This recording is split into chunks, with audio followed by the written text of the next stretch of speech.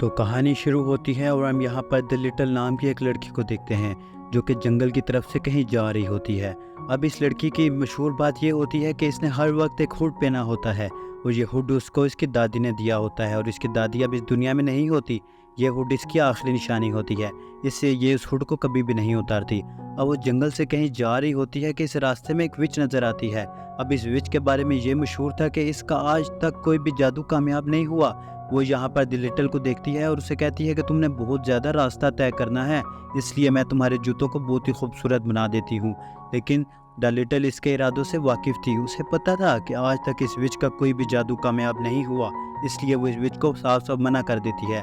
लेकिन विच के बहुत ज़्यादा इंसिस्ट करने के ऊपर वो उसे कहती है ठीक है, तुम मेरे जूते तब्दील कर दो। अब जैसे ही विच इसके जूते तब्दील करती है तो वो इन्हें बहुत ही ज़्यादा गंदा कर देती है, इसलिए द लिटिल यहाँ से गुस्सा होकर चली जाती है और वो अपने जूते नदी में धो ही रही होती है कि उसके जूते इस नदी में ही बह जाते हैं। अब वो इन जूतों का पीछा करते हुए एक लड़की के पास आ जाती है और इस लड़की का नाम सिंड्रेला होता है। यहाँ पर सिंड्रेला किसी चीज़ को दफन कर रही होती है और इसकी हालत बहुत ही ख़राब होती है। तब यहाँ पर द लिटिल से पूछती है कि तुम क्या चीज़ दफन कर रही हो। तब सिंड्रेला यहाँ पर बताती है कि ये कबूतर है मेरा, लेकिन अब ये इस दुनिया में नहीं रहा। तब हमें यहाँ पर द लिटिल की पावर्स का पता चलता है कि ये फ्यूचर और पास्ट दोनों को देख सकती है। इसलिए वो यहाँ पर सिंड्रेला का पास देखती है और उसे पता चल जाता है कि सिंड्रेला यहाँ पर सच बोल रही है। और उसे सिंड्रेला के पास से ये पता चलता है कि सिंड्रेला की एक स्टेप मदर और उसकी 2 स्टेप सिस्टर्स हैं जो कि इस पर बहुत ही जुल्म करती हैं। अब वो जैसे ही ये सारी बातें सिंड्रेला को बताती है तो सिंड्रेला यहाँ पर फूट फूट कर रोने लगती है। इसके बाद द लिटिल उसे एक कंपटीशन के बारे में बताने लगती है। वो कहती है कि यार राजा के महल में एक कंपटीशन है, तुम वहाँ पर जाओ, वहाँ पर जो लड़की सबसे ज़्यादा खूबसूरत होगी प्रिंस उससे शादी कर देगा। ये देखकर सिंड्रेला उसे कहती है कि मेरे पास तो खाने के पैसे नहीं, मैं इतने खूबसूरत कपड़े कहाँ से लाऊंगी। अभी ये लोग ये बातें कर ही रहे होते हैं कि वहाँ पर वही विच आ जाती है जिसने द लिटिल के शूज़ चेंज किए थे। वो आते साथ ही अपना इन दोनों पे मैजिक करती है और इन्हें बहुत ही खूबसूरत कपड़े पहना देती है। ये देखकर ये दोनों बहुत खुश हो जाते हैं। अब इसी वक्त यहाँ पे एक और विच आ जाती है और इस विच के बारे में ये मशहूर होता है कि इसका आज तक हर जादू कामयाब हुआ है। अब वो विच यहाँ पर जादू करके इन दोनों को गिलास के बहुत ही खूबसूरत शूज़ देती है, लेकिन वो इन्हें चेतावनी देते हुए कहती है कि ये सिर्फ 24 घंटे तक हैं। रात के 12 होने के बाद इनका जादू ख़त्म हो जाएगा। अब सिंड्रेला और लिटिल के पास राजा के महल जाने के लिए कोई गाड़ी मौजूद नहीं थी, इसलिए वो विच यहाँ पर एक पंपकिन और एक चूहे के ऊपर जादू करती है। वो पंपकिन को बहुत ही खूबसूरत कैरिज बना देती है और चूहे को यहाँ पर घोड़ा चलाने वाला। अब हम यहाँ पर चूहे को देखते हैं जो कि आधा इंसान और आधा चूहा ही होता है। इसके बाद ये लोग राजा के महल के लिए निकल जाते हैं। अब रास्ते में अचानक इन्हें एक जंप महसूस होता है। चूहा उतर कर नीचे देखता है तो वो बहुत हैरान हो जाता है और शोर करने लग जाता है कि हमने अपने कैरी से किसी बंदे की जान ले ली। अब जैसे ही सिंड्रेला बाहर आती है वो इस बंदे को देखते साथ ही पहचान जाती है। वो बाहर आते साथ ही कहती है कि ये शाही बार्बर है, तमाम किंगडम के मशहूर लोग इसी से ही बाल कटवाते हैं और ये पूरे किंगडम में मशहूर होता है बाल काटने की वजह से। अब जैसे ही द लिटिल इसका पास देखती है तो इसे फ़ौरन पता चल जाता है कि इस बार्बर को हमने तो नहीं मारा, क्योंकि ये अभी से काफ़ी घंटे पहले का मरा हुआ है। फिर ये लोग इस पर कुछ पत्ते डालते हैं और ये राजा के महल चले जाते हैं। अब जैसे ये राजा के महल जा रहे होते हैं तो वहाँ पर एक और लड़की भी राजा के महल जाने की कोशिश कर रही होती है, लेकिन उसकी शक्ल पे बहुत ही गंदा कट लगा होता है, इसलिए गार्ड्स उसे अंदर ही नहीं जाने दे रहे होते। अब जैसे ये दोनों अंदर जाती हैं तो बहुत खुश होती हैं, लेकिन यहाँ पर सिंड्रेला को अपनी स्टेप सिस्टर और स्टेप मदर नज़र आती है। ये देखकर सिंड्रेला यहाँ पर पैनिक करने लगती है कि कहीं वो मुझे पहचान न जाएं। तब यहाँ पर लिटिल उसके पास आती है और उसे बताने लगती है कि तुम इतनी खूबसूरत हो कि तुम्हें कोई भी नहीं पहचानने लगता, और वाकई होता भी ऐसा है, उसे कोई भी नहीं पहचानता।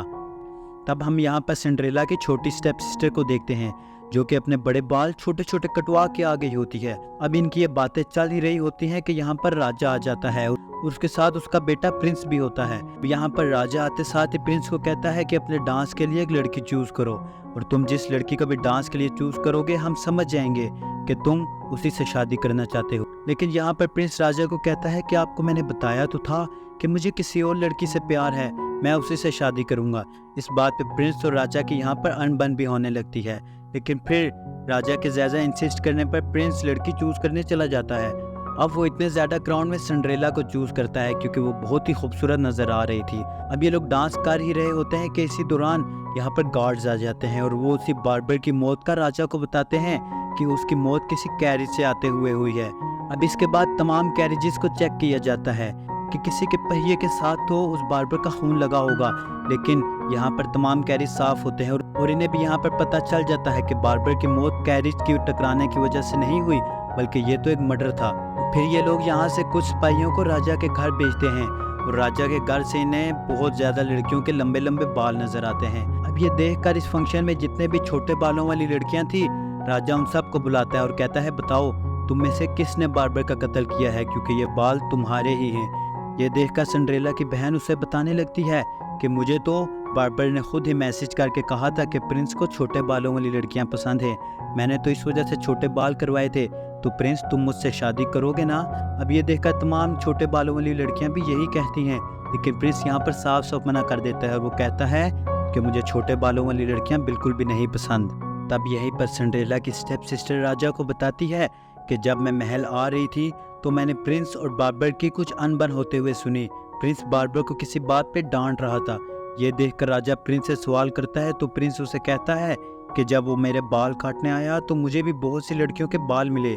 ये देखकर जब मैंने उसे वजह पूछी, ये देखकर वो कहता है कि मैं किंगडम की तमाम लड़कियों के बाल काट दूंगा और इस तरह वो और भी ज़्यादा खूबसूरत लगेंगी। वो कहता है कि मेरी तो इसी बात पे उससे लड़ाई चल रही थी और वैसे भी जब बार्बर का कत्ल हुआ तब तो मैं पहाड़ों पर मौजूद था। ये देखकर राजा पूछने लगते हैं कि तुम्हारे पास कोई गवाह है जो गवाही दे सके कि तुम पहाड़ों में थे। ये देखकर प्रिंस कहता है कि नहीं, कोई गवाह नहीं। इसलिए प्रिंस के ऊपर शक लोगों का और भी पक्का हो जाता है, इसलिए यहाँ पे प्रिंस को जेल भेजने का फैसला करते हैं। अब प्रिंस जैसे ही जेल जा रहा होता है तब एक लड़की आ जाती है और वो कहती है कि मैं प्रिंस की गवाही देती हूँ, मैंने प्रिंस को खुद पहाड़ों के अंदर देखा था। ये देखकर राजा तो बहुत खुश हो जाता है कि उसका बेटा जेल जाने से बच गया और यहाँ पर वो लड़की चली जाती है। अब इस सारे सीन के बाद 12 होने लगते हैं और सिंड्रेला फौरन ही यहाँ से जाने का फैसला करती है क्योंकि 12 के बाद उनका जादू खत्म हो जाएगा। ये देखकर वो फौरन महल से निकलती हैं और राजा भी उसके पीछे पीछे जा रहा होता है। अब इसी सारे सीन के दौरान सिंड्रेला के पांव से एक उसका जूता गिर जाता है और प्रिंस उस जूते को उठा लेता है। अब सिंड्रेला यहाँ से अपने घर चली जाती है। अब लिटिल भी उस रात सिंड्रेला के साथ उसके घर में ही रहती है।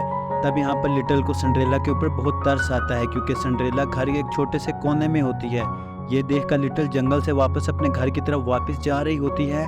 तब उसे सिंड्रेला की वही बहन मिलती है जिसके बाल बार्बर ने सारे काट दिए होते हैं। तब यहाँ पर लिटिल को बताने लगती है कि तमाम गार्ड्स मुझे पकड़ने आ रहे हैं क्योंकि उन्हें ऐसा ही लगता है कि बार्बर का कत्ल मैंने किया है, हालांकि मैंने उसका कत्ल बिल्कुल भी नहीं किया। तब यहाँ पर लिटिल उससे पूछती है कि मुझे सारा सीन बताओ, हो सकता है मैं तुम्हारी मदद कर सकूं। तो वो यहाँ पर लिटिल को बताने लगती है कि जब बार्बर ने मेरे बाल काटे तो मैं बहुत खुश थी। इसके बाद अचानक ही मेरे ऊपर किसी ने वार किया और मैं बेहोश हो गई और जब मुझे होश आया तो बार्बर मेरे सामने ही बेहोश पड़ा हुआ था और मेरे पास एक पत्थर पड़ा हुआ था जिसके ऊपर बार्बर के सर का खून लगा हुआ था। मेरे अलावा वहाँ पर कोई मौजूद नहीं था, इसलिए मुझे लगा कि मैंने ही वो कत्ल किया है, इसलिए मैंने बार्बर की लाश को जाके जंगलों में फेंक दिया। अब ये देखकर लिटिल तो फौरन समझ जाती है कि इसने तो ये कत्ल नहीं किया। अब इसी दौरान जहाँ पर गार्ड्स आते हैं और सिंड्रेला की बहन को उठा के अपने साथ ले जाते हैं, लेकिन लिटिल भी यहाँ पर उन्हें नहीं रोकती। अब हम देखते हैं कि जब गार्ड्स सिंड्रेला की बहन को लेके जा रहे होते हैं तब उसके पास से कांच का एक टुकड़ा नीचे गिरता है और जब लिटिल उस कांच के टुकड़े को उठाती है तो ये टुकड़ा बिल्कुल उनके ग्लास के शूज की तरह ही था जो कि उस विच ने उन्हें दिए थे। ये देखकर वो गार्ड्स के चीफ को कहने लगती है कि आप मुझे बार्बर के घर ले जाएं, हो सकता है मैं इस केस की इन्वेस्टिगेशन करने में आपकी मदद कर दूं। ये देखकर वो लिटिल को बार्बर के घर ले जाता है। अब लिटिल यहाँ पर अपनी इन्वेस्टिगेशन करने लगती है और दूसरी तरफ वो जूता लेकर सिंड्रेला के पास पहुंच ही जाता है। ऐसे ही जूता यहाँ सिंड्रेला को पहनाता है तो वो जूता उसके में बिल्कुल फिट आ जाता है। देखकर फौरन समझ आता है कि सिंड्रेला ही वो रात वाली लड़की है। अब वो जैसे ही उसे महल ले जाने की तैयारी में होता है कि तब यहाँ पर लिटिल आ जाती है। वो आते साथ ही कहती है कि मुझे पता चल गया है कि बार्बर का कत्ल किसने किया है। बार्बर का कत्ल किसी और ने नहीं बल्कि सिंड्रेला ने ही किया है। ये देखकर सिंड्रेला उसे पूछती है कि भला मैं बार्बर का कत्ल क्यों करूंगी। तब यहाँ पर वो सिंड्रेला को कहती है कि शायद तुम भूल गई हो, मेरे पास फ्यूचर और पास्ट देखने वाली पावर्स हैं। तब यहाँ पर सिंड्रेला बताने लगती है कि हाँ, बार्बर का कत्ल मैंने ही किया है। वो कहती है कि दरअसल बार्बर ने मुझे भी बाल काटने के लिए बुलाया था। जब मैं उसके पास बाल काटने के लिए गई तब वो वहाँ पर कैंची उठाकर मेरे भी बाल काटने लगा था। देखकर मैं बहुत गुस्सा हो गया। मैंने बार्बर को पास रखे हुए पत्थर से मारा, लेकिन वो पत्थर उसे इतना जोर का लग गया कि बार्बर को अपनी जान से ही हाथ धोना पड़ा। मैंने अपने आप को बचाने के लिए अपनी स्टेप सिस्टर को इस सारे केस के अंदर फंसा दिया। अब इसी दौरान वो जादू भी ख़त्म हो जाता है। यहाँ पर सिंड्रेला के नज़र आ जाते हैं जिनके ऊपर बहुत ज़्यादा जख्म होते हैं। ये देखकर उसे समझ जाता है कि सिंड्रेला ने ही बार्बर का कत्ल किया है। यहाँ पर बहुत उदास हो जाता है कि जिस लड़की को वो पसंद करता है वो दोबारा इसकी नहीं हो सकी। तब यहाँ पर लिटल उससे बताने लगती है कि आप जिस लड़की को पसंद करते थे बार्बर ने उसके भी बाल काटे, लेकिन जब उस लड़की ने अपने आप को बचाने की कोशिश की तब उसके चेहरे पर बहुत ही बड़ा कट लग गया। जो लड़की आपकी गवाही देने आई थी वो भी वही लड़की थी जिससे आप प्यार करते थे। देख वो लड़की वहाँ आ जाती है। ये देखकर प्रिंस उससे पूछता है कि तुम कहाँ पर गायब हो गई थी। तब वो लड़की से बताने लगती है कि जब मेरे चेहरे पर कट लगा मैं समझ चुकी थी कि अब आप मुझे पसंद नहीं करते और मैं अपने आप को इस काबिल भी नहीं समझती थी कि मैं आपके सामने जाऊं। ये देखकर प्रिंस उस पर बहुत गुस्सा करने लगता है कि ऐसी कोई बात नहीं, मैं तो आज भी तुमसे उतना ही प्यार करता हूँ जितना पहले करता था। अब इसी सारे सीन के बाद ये कहानी यहाँ पर ख़त्म हो जाती है। सिंड्रेला को कैद कर दिया जाता है, प्रिंस और उस लड़की की शादी कर दी जाती है, लिटिल वापस से जंगलों की तरफ चली जाती है। Thank you for watching.